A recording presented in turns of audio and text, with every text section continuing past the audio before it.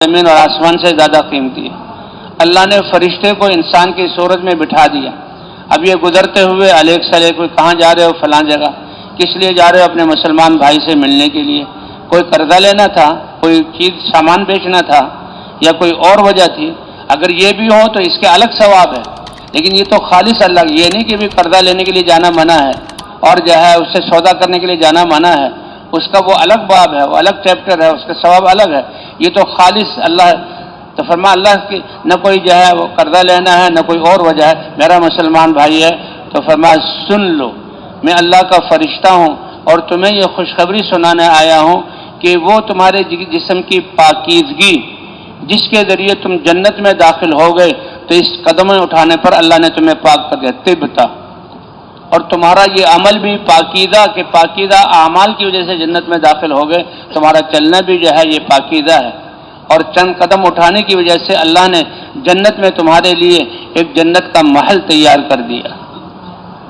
تو بھئی یہ زندگی کا سرمایہ بہت قیمتی ہے، اور زندگی کا سرمایہ قیمتی بنتا ہے اس کی بنیاد ایمان جو اللہ نے ہمیں عطا فرمایا ہے، لا الہ الا اللہ، اور اس ایمان کے بعد یہ اعمال ہے آخرت کا سرمایہ، اور اس سرمایہ کے بعد اللہ تعالیٰ نے تو ہمیں حضرت محمد صلی اللہ علیہ وسلم کی امت میں پیدا فرما کر اللہ تعالیٰ نے ساری انسانیت، اب 7 ارب انسانیت جو ہمارے زمانے میں موجود ہے اور قیامت تک آنے والے انسان، ان سب کی ذمہ داری کو اپنے اوپر سمجھ کر اور ان کی رہبری کے لیے اپنے آپ کو تقوی والا بنا کر اپنے جان و مال کو لگانا کتنا بڑا عمل ہے، اس کو ہم تصور نہیں کر سکتے۔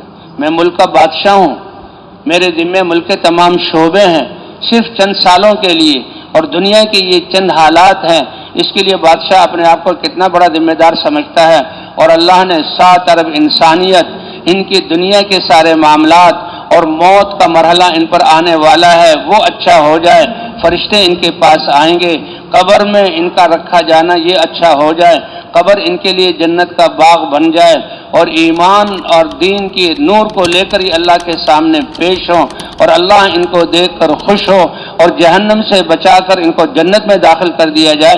یہ سب اللہ نے چھپایا ہوا ہے ہماری اس مبارک محنت میں، جس کو سیکھنے کے لیے اور نبی کے طریقے پر کرنے کے لیے ہم جہاں نکلے۔ بہت بڑا کام ہے، یہ ہمارے بس کی بات نہیں ہے، لیکن ہم نے نیت کر کے ہم چلے ہیں تو اتنا بڑا کام ہے کہ اللہ ہم سے کام لیں گے اور اللہ ہماری تربیت فرمائیں گے۔ پھر تبلیغ والے سے پوچھا کیا چاہتے ہو؟ کہ بھئی سارے انسانوں کی ہمدردی، خیر خواہی، سارے انسانوں کا اچھا بن جانا، تقوی والا ہو جانا، ان کی دنیاوی زندگی کی بھی بن جائے۔ کہتے جب اس دنیا پر بسنے والے ایمان اور اعمال والے ہوں گے، یہ زمین زلزلوں سے محفوظ ہوگی، پھٹنے سے محفوظ ہوگی، سونامیوں سے محفوظ ہوگی، بے وقت بارشوں کے آ کر تباہی پھیلانے سے، سیلابوں سے محفوظ ہوگی، اور قحط اور بھوکا مرنے سے محفوظ ہوگی، اور آپس میں لڑائی اور جنگیں، خون ریزی اور بارود کو برسانا، ان سب سے محفوظ ہوگی جب اللہ کا دین اس پر موجود ہوگا۔ یعنی دنیا اور آخرت کی ساری خیریں اللہ تعالیٰ نے اس مبارک محنت میں رکھی ہیں، جو اللہ نے ہمیں صرف لا الہ الا اللہ کی وجہ سے مرحمت فرمائی ہے، جو اللہ تعالیٰ نبیوں کو دیا کرتے تھے، اور نبی اس دعوت کو لے کر آتے تھے اور ان کی دعوت سے باطل ٹوٹتا تھا۔ یہ بگاڑ آ گیا، فساد آ گیا، تو بھائی اللہ نے اس کا علاج بھی رکھا ہے۔ کوئی بیماری ایسی نہیں کہ جس کے لیے اللہ نے علاج نہ، سوائے موت کے، اور موت تو کوئی انسان کا کوئی نقصان والی بات نہیں ہے۔ موت اسے کہتے ہیں انتقال ہو گیا، یعنی جو دنیا عارضی ٹھکانہ تھا، اس سے حقیقی ٹھکانے آخرت کی طرف انتقال ہو گیا، اس لیے موت کو انتقال کہا جاتا ہے۔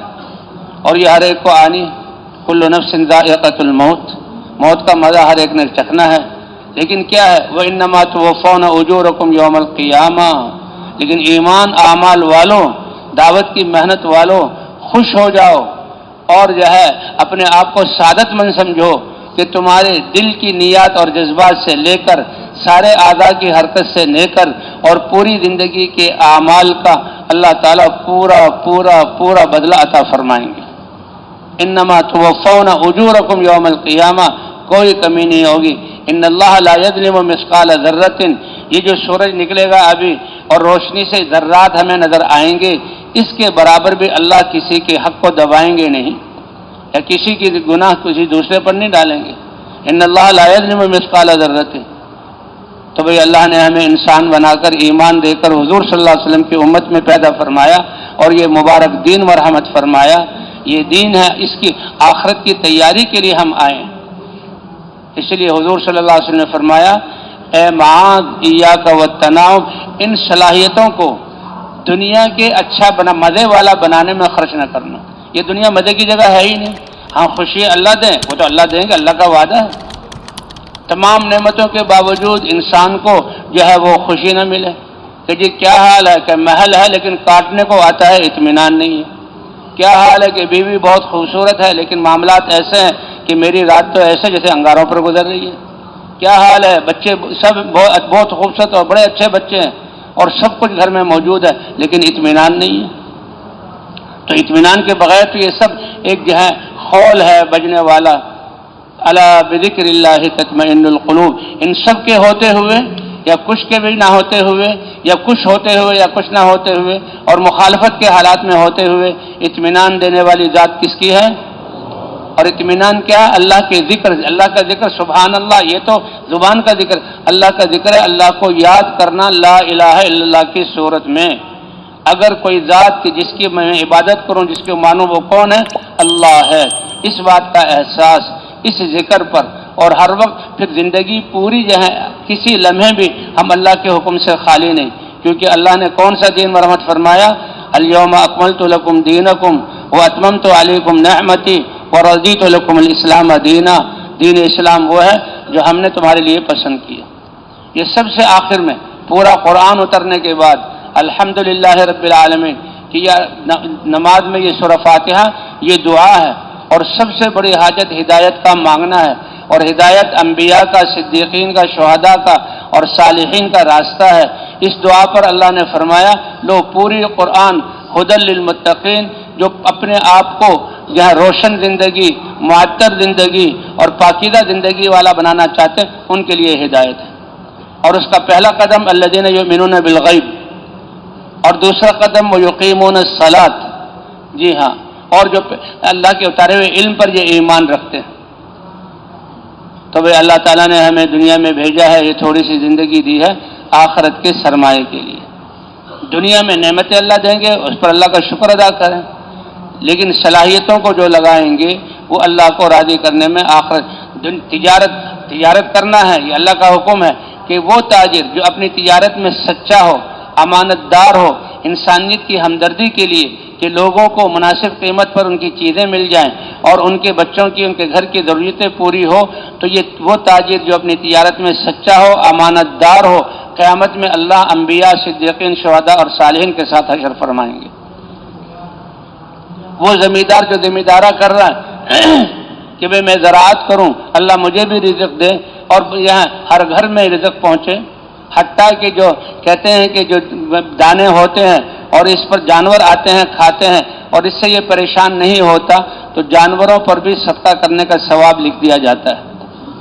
اور پھر یہ زراعت یہ خود اللہ کا ذکر کرتی ہے، وہ بھی اس زراعت کرنے والے کے حصے میں ثواب لکھ دیا جاتا ہے، کیونکہ آخرت کی زندگی کبھی ختم نہ ہونے والی، دنیا کی زندگی بڑی مختصر ہے، اس لیے ہر عمل اللہ تعالیٰ نے ہمارا یہ آخرت کا سرمایہ بنایا ہے۔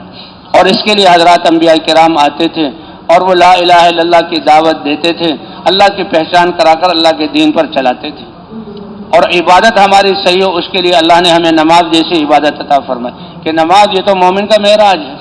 اللہ کے رسول اللہ کے دربار میں پیش ہوئے اور نمازی اللہ کے گھر میں آ کر اللہ اکبر ہاتھ باندھتا ہے تو اللہ اس کی طرف متوجہ ہو جاتے ہیں، جیسے کہ بتایا گیا۔ اور جب مومن کہتا ہے ایاک نعبد و ایاک نستعین، نماز پڑھنے والا مسلمان ایمان والا، تو اللہ خوش ہوتے ہیں، بطور فخر کے فرماتے ہیں کہ دیکھو بندہ مجھ سے کیا معاملہ کر رہا ہے، اے اللہ ماننی ہے تو صرف آپ کی، اور مشکلات اور پریشانیوں میں مدد طلب کریں گے آپ سے۔ اور یہی حضور صلی اللہ علیہ وسلم نے فرمایا، اے نوجوان لڑکے، میں تمہیں چند نصیحت کرتا ہوں، ان نصیحتوں کو یاد رکھ لو، پلے باندھ لو، اس پر عمل کرو۔ تنفعک، وہ تمہیں ہمیشہ نفع دیں گی، اور یہ ہم سب کے لیے۔ اور سب سے پہلی بات یہ ہے اذا سألت فاسأل اللہ، جب سوال کرو تو کس سے سوال کرو؟ یہ اتنا صحابہ کرام اس کا اہتمام کیا کرتے تھے۔ اگر سواری گھوڑے پر چلتے ہوئے ہنٹر ہاتھ میں ہے اور نہ جائے گھوڑے پر یا اونٹ پر یا گدھے پر سفر کرتے ہوئے گھوڑا اگر گر گیا تو صحابہ کرام چلنے، او بھائی آؤ میرا گھوڑا پکڑا دو، تو کہیں یہ سوال نہ ہو جائے، ایسا نہیں کرتے تھے، بلکہ خود اتر کر اس کو پکڑتے تھے۔ اذا سألت فاسأل اللہ، جب تم مانگو تو اللہ سے مانگو۔ وَإِذَا اسْتَعَنْتَ فَاسْتَعِنْ بِاللَّهِ، مدد چاہو تو اللہ سے مدد چاہو، کیونکہ مدد کرنے والی ذات کون سی ہے؟ اللہ کی ہے۔ اور یہی ہم نماز میں کہتے ہیں ایاک نعبد و ایاک نستعین۔ اور اس بات کا یقین رکھو جو تمہیں مل گئی اس سے کوئی لے نہیں سکتا تھا، اور جو تمہارے مقدر میں لکھی ہوئی ہے کوئی تمہیں دے نہیں سکتا۔ رفعت الاقلام وجفت الصحف، سارے فرشتے انسان جنات مل کر ساری طاقتیں لگا لیں، جو نفع لکھا ہوا نہیں ہے وہ نفع پہنچا نہیں سکتے، اور جو نقصان لکھا ہوا ہے اس سے بچا نہیں سکتے۔ اس لیے کہتے ہیں یہ سب سے بڑا سرمایہ مسلمان کا ایمان ہے اور اللہ کی ذات پر یقین ہے۔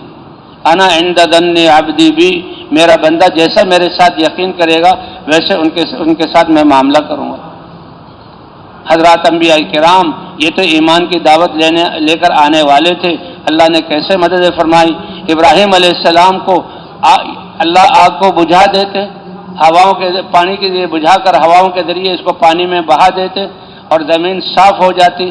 تو پھر تو یہ کہ بھئی یہ بھی اللہ نے کیا ہے، لیکن وہ آگ چلی گئی۔ اللہ اپنی قدرت دکھانا چاہتے ہیں کہ آگ کو آگ ہوتے ہوئے اور ابراہیم علیہ السلام کے علاوہ ہر چیز کو جلانے والا ہوتے ہوئے ابراہیم علیہ السلام کو ٹھنڈا اور جو ہے وہ آرام دہ بنا، بردًا و سلاما علی ابراہیم۔ ابراہیم علیہ السلام سے پوچھا گیا آپ تو شاہی محلات میں رہے ہیں اور آذر جو فرعون نمرود کا بڑا اہم وزیر تھا اس کے بیٹے ہیں، آپ کی زندگی میں آپ نے کیا دیکھا؟ فرمایا وہ 40 دن جو میرے آگ میں تھے اس میں جو اللہ نے راحت پہنچائی، محلات میں اس کا یعنی شائبہ بھی نہیں تھا جو اللہ نے وہ راحت پہنچائی۔ تو راحت دینے والی ذات کس کی ہے؟ اور ہر ایمان والے کے ساتھ اللہ کا یہ وعدہ ہے، وعد اللہ الذین آمنوا، کہ اللہ تعالیٰ دل کا اطمینان عطا فرمائیں گے، خلافت عطا فرمائیں گے۔ اور یہ ذمہ داری حضرات انبیاء کرام کی تھی۔ حضرات انبیاء کرام علم لے کر آتے تھے، پاکیزہ ہوتے تھے، لیکن قوم کی اپنائیت اور ہمدردی، کہتے اے میری قوم، یعنی میں تم میں سے ہوں اور تم میری قوم ہو، تو ان کے کہتے انسان سے ہمیں جو ہے نفرت نہ ہو، اس سے تو محبت ہو، باقی جو اس کے چاروں طرف گناہوں کا ماحول اس میں لتھڑا ہوا اس سے نفرت ہو۔ جیسے نالی میں گرے ہوئے قیمتی نایاب ہیرے کو انسان دیکھے تو یہ نہیں کہ جناب اس ہیرے کو چھوڑ دے کے تو مٹی میں تو نالی میں پڑا ہوا ہے، یا نالی میں ہوتے ہوئے پانی بہائے تو بھی کام نہیں ہوگا، بلکہ ہمت کر کے اس کو نکالنا اور تھوڑے سے پانی اور صابن سے اس کو دھو دینا، نایاب ہیرا اس کے پاس آ جائے گا۔ اسی طرح ہم نے انسانوں پر محنت کرنی ہے اور ان ماحولوں سے نکالنا ہے۔ ماحول کا بدلنا ضروری ہے، ہم ماحول کو بدل کر مسجد میں آئیں۔ اس لیے حدیث میں آتا ہے کہ ایک آدمی جو ایسے گاؤں میں رہتا تھا کہ گاؤں کے ماحول نے اس کو ظالم بنا دیا تھا، گاؤں کے ماحول نے اس کو قاتل بنا دیا تھا، اور قتل کرنے پر لوگوں کی طرف سے ایسے تانے کہ وہ دوسرا قتل کر دیا کرتا تھا، حتیٰ کہ اس کے 99 وہ قتل کر چکا، لیکن اس کے دل میں ندامت تھی اللہ کے سامنے پیش ہونا ہے، اور اللہ کے سامنے پیش ہو کر میرا کیا حال ہوگا؟ تو پہلے کسی عبادت گزار کے پاس چلا گیا، عبادت والا اللہ کی محبت میں اللہ کی عبادت کر رہا ہے لیکن علم نہیں ہے۔ کہا دیکھو اللہ والے، میں نے 99 قتل کیے ہیں، اب میں تائب بن کر توبہ کرنا چاہتا ہوں، اللہ کے سامنے میں جو ہے اس طرح پیش ہونا چاہتا ہوں کہ اللہ میری توبہ قبول کر۔ اس نے کہا لا حول ولا قوت الا باللہ، 99 قتل کر کے میرے پاس آئے ہو، انسانوں کا خون بہا کے۔ اس نے کہا اچھا تو ابھی ایک کمی باقی ہے، تو اس کی بھی گردن اڑا دی، 100 پورے ہو گئے، لیکن پھر بھی اس کے دل میں ندامت۔ پھر وہ ایک عالم کے پاس گیا، اس لیے قرآن پاک میں ہے اپنے مسائل کو اگر پوچھو تو اہل علم سے پوچھو، اہل علم بتائیں گے، کیونکہ یہ علم اللہ کی طرف سے اترا ہوا، حضور کے سینے مبارک میں اترا، پاکیزہ ہستیوں کے ذریعے ہم تک پہنچا۔ پاکیزہ، اس لیے ہمارا ایک جو ہے صفت ہے تعلیم و تعلم، سیکھنے اور سکھانے میں لگنا۔ ہاں، صحابہ کرام جو سیکھتے تھے بلغوا عنی ولو آیا۔ کسی نے پوچھا کہ یہ تبلیغ کے لیے تو علم ضروری ہے اور آپ علم کے بغیر کیسے تبلیغ کرتے ہیں؟ بھائی ایک تو ہم تبلیغ نہیں کر رہے، ہم تو نصیحت کر رہے ہیں اور ہم تو ترغیب دے رہے ہیں اللہ کے راستے میں نکالنے کی۔ چلو ہم تبلیغ بھی کرتے ہیں تو حدیث میں تو آتا ہے کہ اگر ایک آیت بھی معلوم ہے تو اس کی تبلیغ کر دو۔ تو ایک بلغوا عنی ولو آیا، آپ کو کلمہ آتا ہے، آپ کے ساتھ والے کو کلمہ نہیں آتا، تو کیا پورے عالم بن کر پھر اس سے کہیں گے بھائی کلمہ سیکھ لو مجھ سے؟ یہ تو ایک بڑی اعتراض ہی، بڑا جو ہے سمجھ میں نہ آنے والا اعتراض ہے۔ بلغوا عنی ولو آیا، یہ تو ایسی خیر ہے، تھوڑی سی بھی خیر ہو اس کو آگے پہنچاؤ۔ تو بہرحال بھائی حضرت محمد صلی اللہ علیہ وسلم کی ختم نبوت کی وجہ سے اللہ نے اس امت کو یہ دعوت والا کام دیا، اور کیسے اللہ نے حکم فرمایا، آپ کہیے ہادہ سبیلی، یہ ہے میرا راستہ، ادعو الی اللہ، اللہ کی طرف بلاتا ہوں بصیرت کے ساتھ، میں بھی اور جو میری اتباع کرنے والا ہے۔ ہاں، من اتبعنی ادعو الی اللہ علی بصیرۃ انا ومن اتبعنی وسبحان اللہ وما انا من المشرکین۔ تو بھائی اس لیے اللہ حضور صلی اللہ علیہ وسلم کے ختم نبوت کے آج اس زمانے میں اللہ نے ہمیں یہ محنت عطا فرمائی، اللہ اس کی قدر دانی کی توفیق عطا فرمائے، اللہ اس کی قدر دانی کی توفیق۔ تو ایمان یہ بنیاد ہے، اس لا الہ الا اللہ کی دعوت کے ذریعے اپنے یقین کو بھی روزانہ بنانا ہے، اعمال سے بھی۔ یہ اعمال کون سے؟ دعوت، تعلیم و تعلم، ذکر و عبادت اور خدمت، یہ اعمال ہیں جن کے ذریعے حضور نے صحابہ کرام کی تربیت فرمائی۔ ہر صحابی داعی تھا، ہر صحابی علم لے کر دوسروں کو سکھانے والا گھر میں نہیں بیٹھتا تھا، اور ہر صحابی جو ہے عبادات کو کیسی کیسی ان کی نمازیں تھیں۔ کہتے ایک نمازوں میں کہتے حضور صلی اللہ علیہ وسلم نے فرمایا کہ میری آنکھوں کی ٹھنڈک نماز میں، اے بلال اذان دو اور نماز کے ذریعے ہماری آنکھوں کو ٹھنڈا کرو۔ حضور صلی اللہ علیہ وسلم بعض دفعہ عشاء کے بعد گھر تشریف لاتے اور نماز اور دعا میں لگتے اور فجر کی اذان، یہ بعض دفعہ ہے، یہ روزانہ نہیں۔ تو یہ نمازوں کے عبادات کو قائم کرنا اور علمی فضاؤں کو قائم کرنا، اور حضور صلی اللہ علیہ وسلم کی صفات کو پیدا کرنا کہ اللہ تعالیٰ فبما رحمت من اللہ لنت لہم، آپ سے دین کے ذریعے انسانیت کو جوڑنے والا کام اور ذمہ داری آپ کو دی گئی، اس کے لیے ہم نے اپنی مہربانی سے آپ کو نرمی عطا کی۔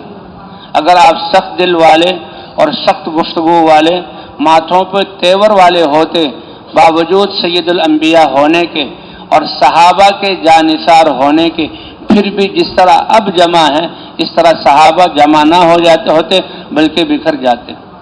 بھئی آپ آج اور ہم اور آپ اس زمانے کے لوگ، اس لیے کہتے ہیں اللہ کے راستے میں نکل کر تواضع کی صفت پیدا کرنا، صبر کی صفت پیدا کرنا، معاف کرنے کی صفت پیدا کرنا، معاف اور نرمی کی صفت پیدا کرنا۔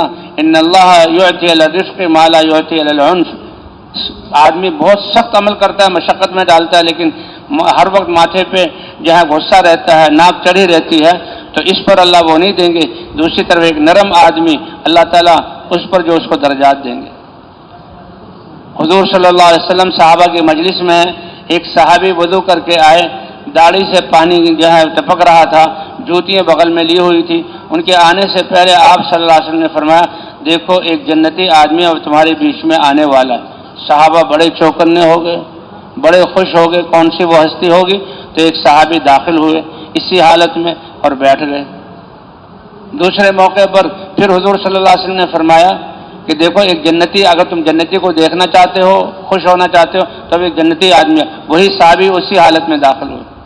تیسرے دن پھر حضور نے یہی فرمایا اور وہی صحابی داخل ہوئے۔ پھر غالباً عبداللہ بن عمرو بن عاص رضی اللہ عنہما یہ کہنے لگے مجھے تجسس اور شوق پیدا ہوا، کیا ان میں صفات ہیں کہ حضور 3 دفعہ ان کے جنتی ہونے کی خوشخبری دے چکے ہیں؟ تو میں ان کے پاس گیا، میں نے کہا میں اپنے گھر میں ٹھہر نہیں سکتا، میں کچھ راتیں میں آپ کے پاس گزارنا چاہتا ہوں۔ کہ ان کے پاس جو راتیں گزاری، جن کے معاملات تو سارے صحابہ کے سامنے تھے کہ صحابہ دن میں کیا کرتے تھے، کیا غم تھا، کیا درد تھا، کیا انسانوں کو دعوت دیتے تھے، کیا تعلیم و تعلم میں لگتے تھے، وہ تو مسجد میں سب کے ساتھ، لیکن حضور نے خصوصی طور پر کہ رات کو میں نے دیکھا کہ کہ وہ تو عشاء کی نماز پڑھ کے آئے اور سوئے اور فجر کی نماز پڑھی، اس میں تہجد کا ذکر نہیں آتا، لیکن روایت میں، لیکن تہجد تو انہیں پڑھی ہوگی، لیکن معمول سے زیادہ کوئی عمل نہیں۔ انہیں پوچھا دیکھو میرے تمہارے پاس آنے کا مقصد تمہاری وہ خصوصی مجھے اعمال اور وظائف دیکھنا تھے جس پر حضور نے خوشخبری سنائی۔ دن کو تمہارے اور سارے صحابہ کے اعمال برابر ہیں، لا محالہ رات کو تمہارا کوئی عمل ایسا ہوتا ہوگا جس پر حضور نے وہ دیکھنے کے لیے آیا تھا، لیکن میں نے تم میں کوئی امتیازی چیز نہیں دیکھی۔ آتے ہو، سوتے ہو اور پھر فجر نماز کے لیے اٹھتے ہو۔ فرمایا ہاں کوئی عمل تو ہے نہیں، لیکن ایک چیز ہے کہ رات کو جب میں بستر پر آتا ہوں تو اپنے دل کو سب سے صاف کر کے اور سب کو معاف کر کے میں سوتا ہوں۔ کہا یہی وہ عمل ہے کہ جس کی وجہ سے اللہ نے حضور کے ذریعے، حضور کی زبانی سے یہ کہلوایا، اور حضور کو خود حکم ہے اصبر علی ما اصابک، سے پہلا قدم جو تکلیفیں ہیں اس پر صبر کریے، اعفو عمن ظلمک، جو آپ پر ظلم کرے اس کو معاف کر دو، اس کے معافی مانگنے سے پہلے میں نے اللہ کے لیے، اور معافی مانگے تو پھر اور زیادہ حق ہو جاتا ہے۔ اور معاف کرنے کا مطلب یہ ہے کہ دل سے اس کو جو ہے معاف کر دو، اپنے دل میں کدورت ختم کر دو، صاف کر دو، اور معاملہ ایسے رکھو جیسے وہ سمجھے کہ اس کو پتہ نہیں کہ میں نے اس کا حق مارا ہوا، اس پہ زیادتی کی ہے، یہ کیا ہوا اس کو بھول گیا۔ اعفو عمن ظلمک وصل من قطعک، جو کاٹنے کی کوشش کرے اس کو جوڑو، واحسن الی من اساء الیک، جو تم سے برائی کرے اس کے ساتھ اچھائی والا معاملہ کرو۔ تو بھئی یہ صفات تھی صحابہ کرام کی، جن کی برکت سے اللہ نے ان کو ان سے دین کا کام لیا اور ان کو ذریعہ بنایا صحبت کے لیے، اللہ کی صحبت کے لیے۔ حضور کی صحبت کے لیے اللہ تعالیٰ نے کہ صحابہ کو چنا، صحابہ چنے ہوئے لوگ ہیں، اور حضور صلی اللہ علیہ وسلم سے یہ دین لیا اس صفات کی وجہ سے، تبھی آج اللہ نے ہمیں اپنے راستے میں نکلنے کی توفیق دی۔ یہ ان صفات کو حاصل کرنے کا میدان ہے۔ گھر میں تو انسان ساری ذمہ داری اس پر ہے اور گھر کا سربراہ ہے، اس لیے یعنی وہاں صبر کی صفت ذرا بہت مشکل ہے۔ یہاں تو سارے مسلمان بھائی ہیں، تواضع کا آنا، معافی کا دینا، تو وہ ان صفات کو پیدا کرنے کی کوشش کریں گے انشاءاللہ، اور یہ صفات پیدا ہوں گی تو اللہ ہمیں دین کی محنت کے لیے قبول کریں گے۔ تو بھئی جیسے شروع میں عرض کیا گیا تھا، اللہ نے ہمیں یہ زندگی کی نعمت عطا فرمائی ہے، یہ ایک اللہ کی نعمت ہے، اور آخرت کو بنانے کے لیے صلاحیتوں کو آخرت کی نعمتیں حاصل کرنے کے لیے لگانا۔ دنیا میں جو اللہ نعمتیں دے دیں اس پر اللہ کا شکر ادا کیا جائے، اور اس میں جو اللہ کے احکام وہ ادا کیے جائے، تو یہ دنیا کے اسباب بھی اللہ کے قرب کا ذریعہ بنے۔ صحابہ کرام اے اللہ کے رسول، یہ مالدار ہمارے ساتھ نمازیں جماعت کے ساتھ پڑھتے ہیں، جمعے میں بھی شریک ہوتے ہیں، اور صدقہ خیرات بھی کرتے ہیں، اور بہت سے کام ایسے ہیں جیسا ہم نہیں کر سکتے، تو ہمیں کوئی ایسا عمل بتائیے جس سے ہم ان سے بڑھ جائیں۔ تو آپ صلی اللہ علیہ وسلم نے ذکر کا اور تسبیحات بتلا دی کہ ان کو کیا کرو، ان اعمال کو کرنے والا ایک دن میں یہ باقی جتنے اعمال کرنے والے ہیں ان سب سے بڑھ جائے گا۔ لیکن وہ لوگ تو آخرت والے تھے، جہاں مالداروں کو پتہ لگا تو انہوں نے بھی اس کام کو شروع کر دیا۔ تو اللہ کے رسول یا رسول اللہ، انہوں نے بھی اس کام کو شروع کر دیا، وہ بھی اس کام میں لگے، کہ یہ اللہ کا فضل ہے جس کو اللہ تعالیٰ دینا چاہے۔ تو بہرحال بھائی ہماری جو پچھلی زندگی اس کے علاوہ گزری ہے، اس پر ہم اللہ سے معافی مانگیں۔ توبہ کرنے والا اللہ اس کو معاف فرما دیتے ہیں۔ جیسے وہ قصہ سنا رہے تھے، عالم کے پاس جب گیا تو عالم نے کہا اپنی جگہ بدلو، اور اپنی جگہ بدلنے کے لیے اپنے گاؤں کو چھوڑ کر نیک لوگوں کے گاؤں پر گیا۔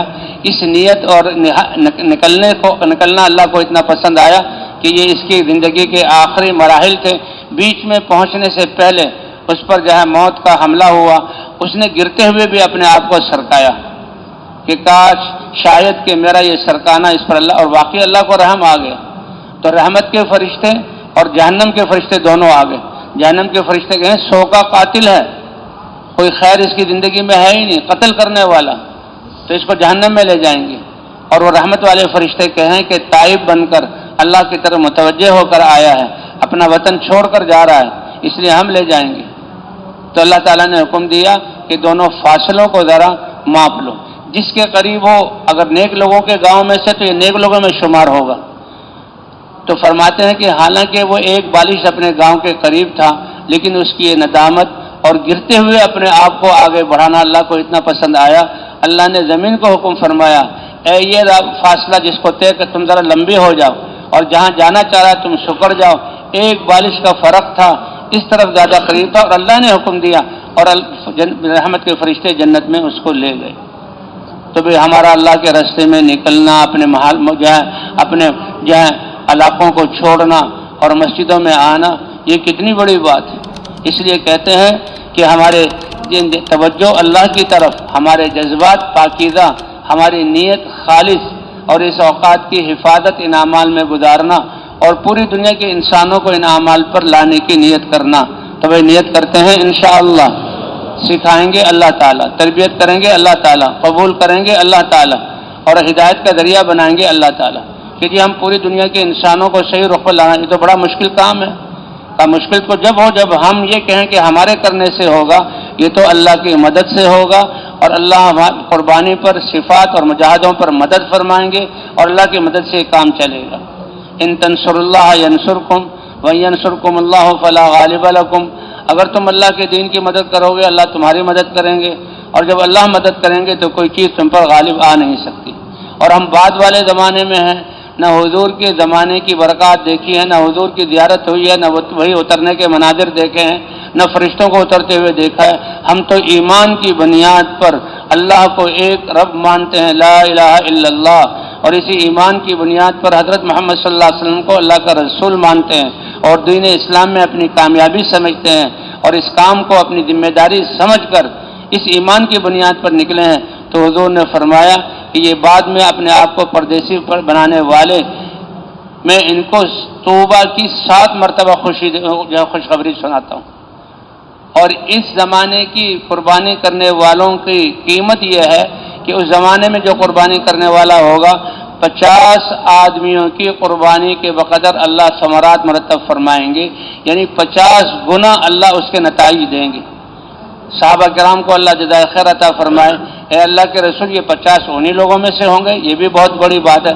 نہیں میرے صحابہ، تم میں سے 50 صحابہ کے قربانی پر جو ہدایت کے نتائج اور ثمرات مرتب ہوتے تھے، ایک ایک آدمی کی قربانی پر وہ ثمرات مرتب کروں گا۔ کتنا بڑا اللہ کا۔ تو بھائی اس لیے پچھلی زندگی پر تو استغفار، ندامت کے ساتھ، رونے کے ساتھ، اور آئندہ کی زندگی کا پکا عزم کہ اس زندگی کا ہر لمحہ اور ہر صلاحیت اے اللہ تجھ سے ملانے میں، آپ کی قدرت سے فائدہ اٹھانے میں، آپ کے اتارے مبارک دین پر چلانے میں، اور آپ کی نبی کی محنت اور تقوی والی زندگی پر لانے میں ہماری صلاحیتیں لگیں گی۔ تو کون کون اس کی نیت کرتا ہے بھائی؟ کون کون اس کی نیت کرتا ہے؟ کون کون نیت؟ یہ اللہ کے ساتھ معاملہ ہے، اور اللہ کہتے ہیں بس اپنے دل کی نیت کو ٹھیک کر لو، انما الاعمال بالنیات۔ تمہاری زندگی کا اور عمل کا دار و مدار تمہاری نیت پر ہے۔ تم اپنے آپ کو حضور کی محنت والا سمجھ کر زندگی گزارو گے تو تمہارے اعمال کی قیمت بھی اس کے اعتبار سے، تمہارے اعمال کی تاثیر بھی اس کے اعتبار سے، اور اجر بھی اس کے اعتبار سے، اور قیامت میں حشر بھی انبیاء، صدیقین، شہداء اور صالحین تمہاری نیت کے اعتبار سے۔ تو اس کے لیے بھائی اس مجمع میں جن ساتھیوں کے 4 مہینے نہیں لگے وہ تو کھڑے ہو کر 4 مہینے کے لیے اپنے آپ کو اللہ کے سامنے پیش کر دیں۔ فرمائیں بھائی کون ایسے ساتھی ہیں کہ پہلے 4 مہینے نہیں لگے، اب نکلے ہوئے تھے، اب یہ 4 مہینے پورے کر کے جائیں گے؟ ذرا کھڑے ہو جائیں، ذرا کھڑے ہو جائیں، اللہ کے سامنے اپنے آپ کو پیش کر دیں، اللہ کے سامنے پیش کر دیں۔ اللہ دیکھ رہے ہیں، جو ہم اپنے آپ کو پیش کریں گے اللہ قبول فرمائیں گے، اور اللہ ہماری تربیت فرمائیں گے۔ اچھا جو مجمع بیٹھا ہوا ہے، یقیناً اکثر مجمع، یہ سارا مجمع جن کے 4 مہینے لگے ہوئے ہیں، ان کے سامنے اللہ نے اور میدان رکھا ہے آگے بڑھنے کا۔ آپ حضرات کھڑے رہیں تھوڑی دیر کے لیے، یہ بھی کھڑے ہو جائیں کہ انشاءاللہ ہر سال 4 ماہ ہمارے اس نقل و حرکت میں، اور 8 ماہ اپنے مقام پر، اے اللہ ہم اپنے آپ کو اپنے استعداد اور طاقت کے مطابق پیش کر رہے ہیں اور نیت کر رہے ہیں، اے اللہ آپ اپنی رحمت اور قدرت اور شان کے مطابق ہمیں قبول فرما کر ہماری تربیت فرما، اے اللہ ہماری نسلوں کو بھی قبول فرما، اے اللہ امت مسلمہ کے حال پر رحم فرما۔ صدیوں سے یہ محنت امت سے چھوٹی اور انسانیت کا نقصان ہوا اور اس عالم میں بگاڑ آیا، جتنی بربادیاں آئیں یہ اس محنت کے چھوٹنے کے نتیجے میں جو بے دینی ہوئی یہ اس کی وجہ سے ہوئی۔ اے اللہ ان سب پوری انسانیت کو آخرت کے نقصان سے بچا لے، اس کے لیے ہمیں اس محنت کو کرنے والا بنا دے۔ اے اللہ جو غیر قومیں ہیں ان کو ایمان اور اپنی معرفت کا نور اور ہدایت عطا فرما، اور جو مسلمان ہیں ہدایت کے کمال کے ساتھ تقوی والی زندگی عطا فرما، اور تقوی والی زندگی کے ساتھ زندگی کے ہر لمحے کو حضور کی محنت والا بن کر حضور کی محنت میں لگانے کی توفیق عطا فرما۔